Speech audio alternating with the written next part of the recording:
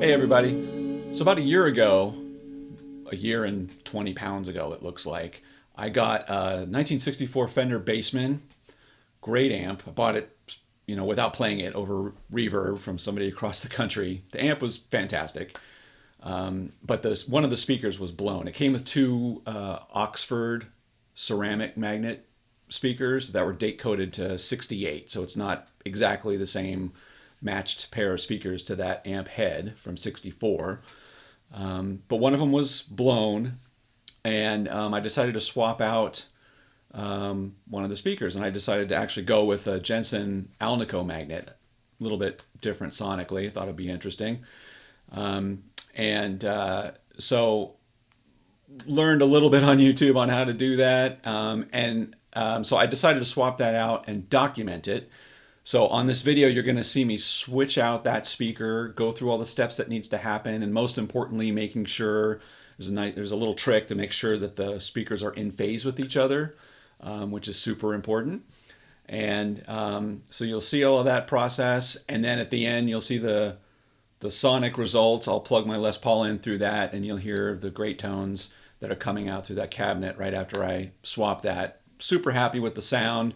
I've been playing with it that way for the past year, and it's interesting to have the Alnico on one and the ceramic on the other, but I actually may swap out the other speaker to have a matched Jensen Alnico speaker too. Anyway, hope you enjoy. If you haven't done so yet, please do click subscribe and ring the bell, and you'll be notified every time I'm dropping new content. And with that, let's do this.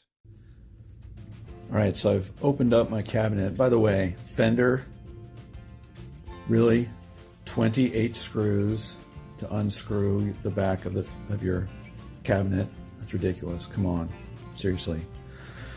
Anyway, so this is what the inside of the cabinet looks like. Wiring is coming from the input jack there.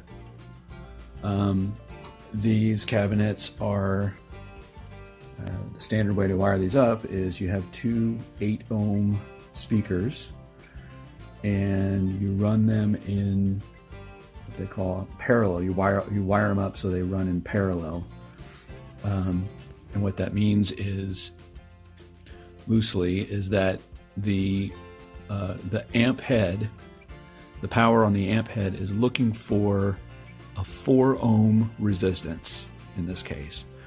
So when you have two 8-ohm speakers and you wire them in parallel, the math there is you basically just divide it by 2. So the line is coming in from the input jack, and it goes to the first speaker, the positive and negative terminal on the speaker. Then you continue a line from the other, there's 4 sort of holes on the speaker. So you have coming in from in the input jack, you connect it to one of the terminals, and positive should be this side. They usually mark it with a dot on the positive side, but there's a way that we can tell which is positive and which is negative through another test that we'll do later. So let's assume that's the positive and the negative. It comes in from the input jack, connects here, and then you take and you solder that on there. Then you're going to solder another wire starting from the positive and another one starting from the negative, and run it over through to your second speaker. Now this is the one that's bad, which I've marked, obviously. It didn't come that way with the bad sticker on it. So these are the gold 68 Oxfords with ceramic magnet on them, the flat magnet. That's the code on this speaker. You can see there. And when you type that into the interwebs, it tells you that that's put together in 68. So the model of the speaker is the 125L6. All right. So from this point, you would unsolder the connections there, which I actually already have done. So I'm just going to pull these off. And then you just unscrew all of the nuts that are holding that speaker in, and it lifts right out, just like that. And that's what the speaker looks like. Now, when we looked at it in the I took it to a guitar shop. They looked at it before we took it out. There isn't anything visually that I can see. Like, there's no obvious tear on it, but immediately when you would plug it in and play anything through this, it would just go, it would just make a horrible, horrible noise. So I'm replacing the speaker, and I'm choosing to not put in the exact same sort of Oxford speaker. I'm gonna put in something a little bit different, and we're gonna talk about that now. So for my replacement speaker, I went with a Jensen. I found somebody that was selling the model that I wanted, so I got it a little cheaper than they are normally, but it hasn't been used, supposedly. So let's take a look.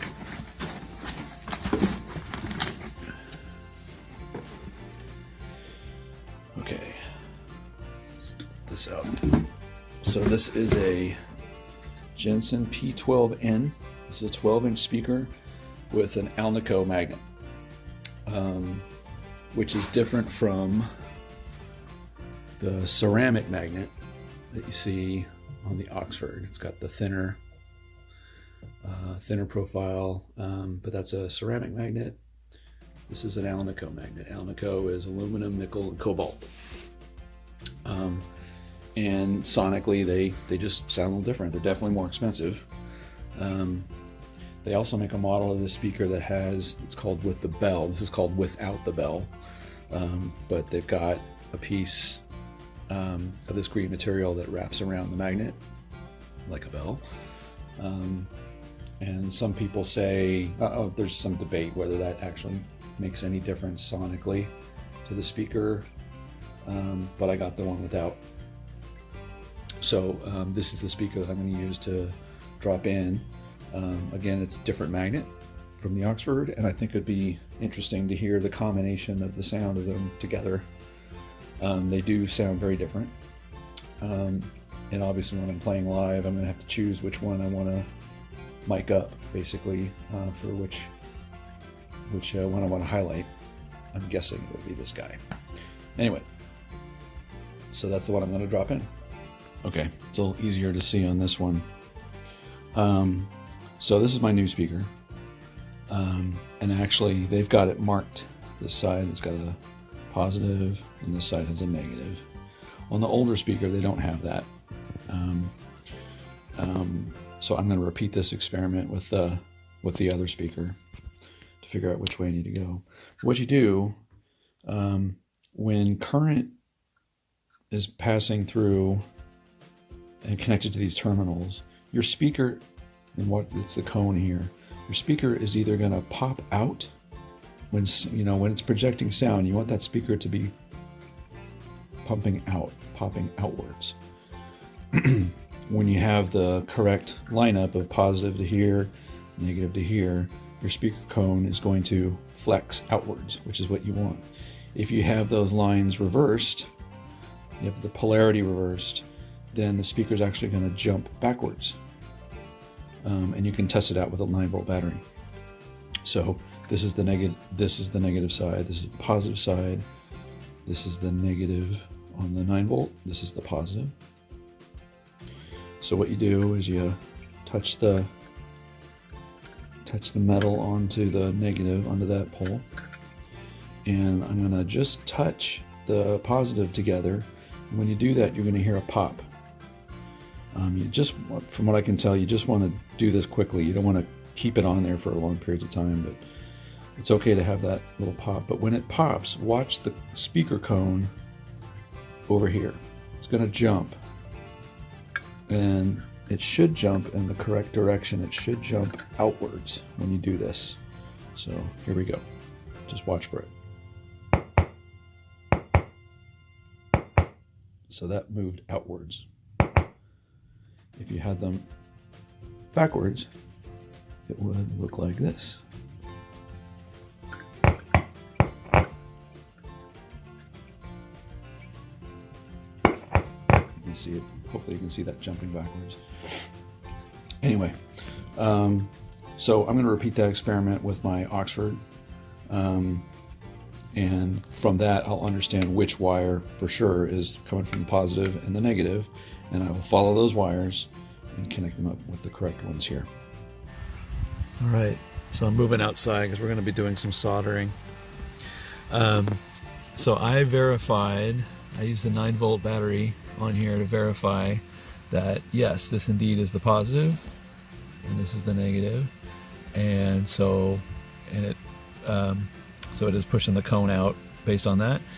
And so now, because I know that, I can follow the positive lead all the way to the other side, and I know which one actually is the positive, and I marked it with the blue tape.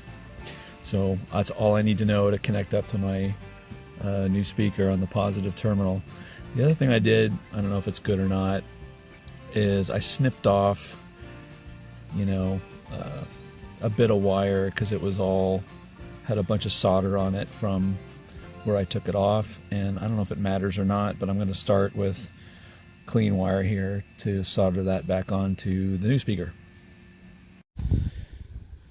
Okay, so I've dropped my new speaker in, and each one of them has a nut and a bolt, or a nut and a washer there. I'm putting the last one here, and there's a trick to tightening these, from what I can tell online, where you don't want to tighten them too much, because you don't want to constrict the movement of the speaker cone as it's pulsing out. So you do want to tighten it down a bit so it's beyond finger tight.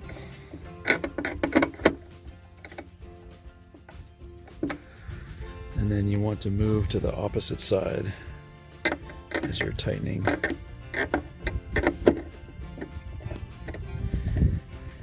Each one. So I'm going to proceed and do the rest of these like that. If anyone can tell me the correct way to actually know exactly how much to tighten, please drop it in the comments, let me know.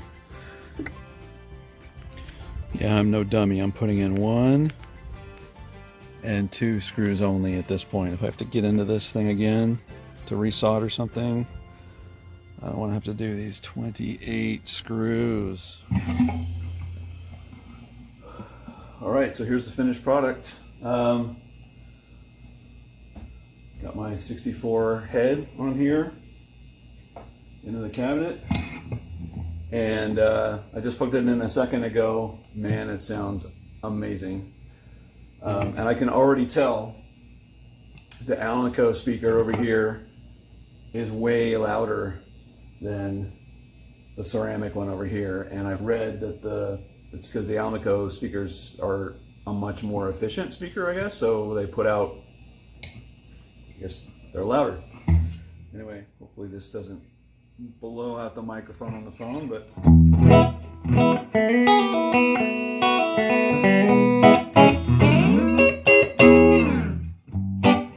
nice lows.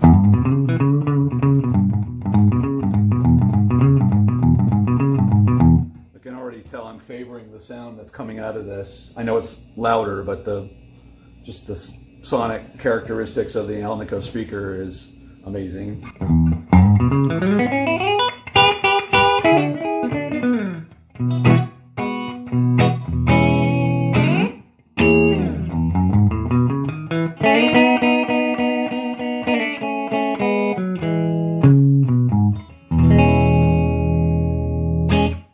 So, success.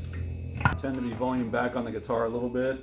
This is very loud, by the way, at 3 and 4. It's ridiculous loud. In fact, I'll back it off, or I'll turn it up. About 4.5. I've got the guitar on about 7. Leaves you room for the leads.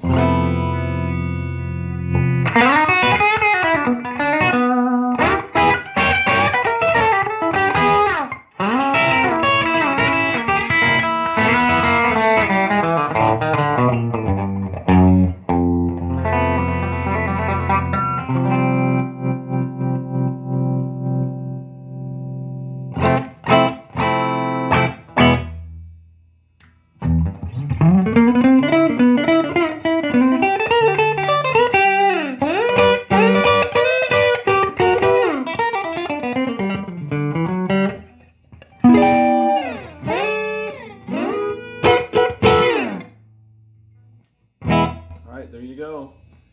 I'll play with this for a little while, and I may decide to swap out that other ceramic speaker for the Alnico as well.